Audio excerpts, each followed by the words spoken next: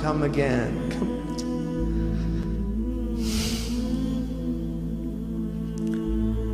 You know, whatever you've done,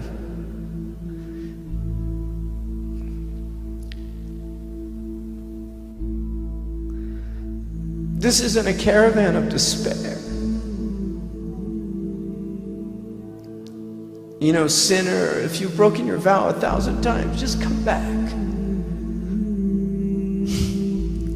The door's open, and anybody that closes it is a shaitan.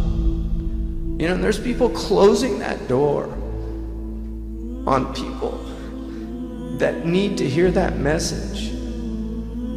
You know, because this world can defile you, but no matter how defiled you are, Allah's door is open. No matter what's happened to you, Allah's door is open.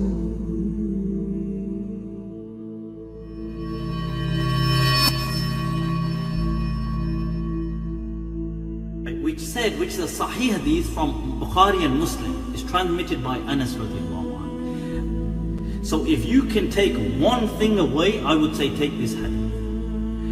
And that is, it's a Sahih muttafaqun alayh hadith. And the hadith is that the Prophet said, Bashiru wa la tunaffir. He said, give people glad tidings, welcome them. Welcome people to this message of ours, to this deen. Do not scare them away. Do not scare people away. Bashiru wa la tunaffir. Do not scare them. Yassiru wa la tu'assir. Make things easy for people. The Prophet of Allah said this. Make things easy for people. Wa la tu'assir. Do not make the deen difficult for them.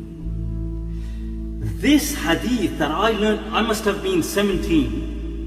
I memorized that hadith. That became the backdrop and the kind of pillar upon which my understanding of Islam has been based. Religion is supposed to unite human beings. It's not supposed to divide us. And if it's divisive, it's not religion from God. It's something else. And I think people should really think deeply about that. Imam Ali radiallahu anhu said an amazing thing. He said, Al-jama'atu ma'a al-kudura khayrun min al-furqa ma'a al-safwa. That the group with its impurities is better than sectarianism with its purity. That really think deeply about that. You know, that religion is here to unite us. It's not here to divide us. And if it's dividing us, it's not God's religion. It's something else. And so it's a great blessing to be in a place just where you feel comfortable.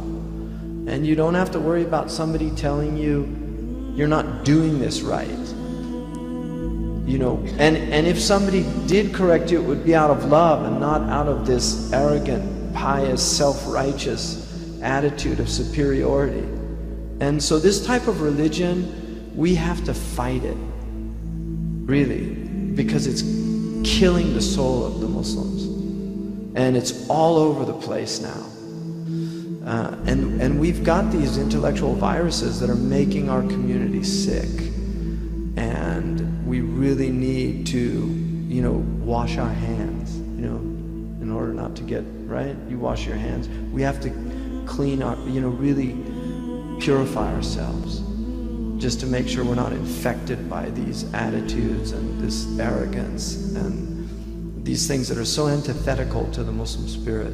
مَا أَنزَلْنَا عَلَيْكَ الْقُرْآنَ لِتَشْقَى. We didn't reveal this Quran for you to be miserable. I mean, Allah subhanahu wa ta'ala said that to His Prophet. We did not reveal this Quran for you to be miserable. The mukhalafa, the understanding, the reverse understanding is أَنزَلْنَاهُ لِتَسْعَدْ. We revealed this book to make you happy. So if Islam is not making you happy, something's wrong with your Islam. And if you're making other people unhappy, you know, woe unto you for driving people out of Islam.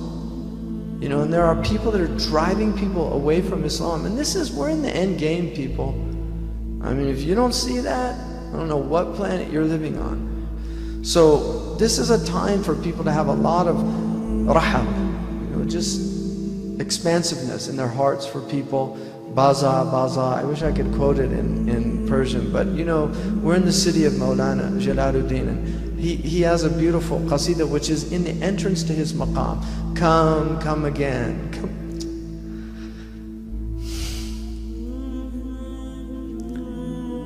You know, whatever you've done,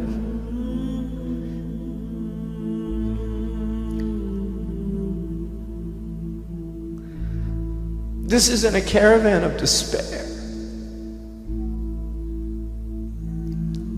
You know, sinner, if you've broken your vow 1,000 times, just come back. The door's open, and anybody that closes it is a shaitan.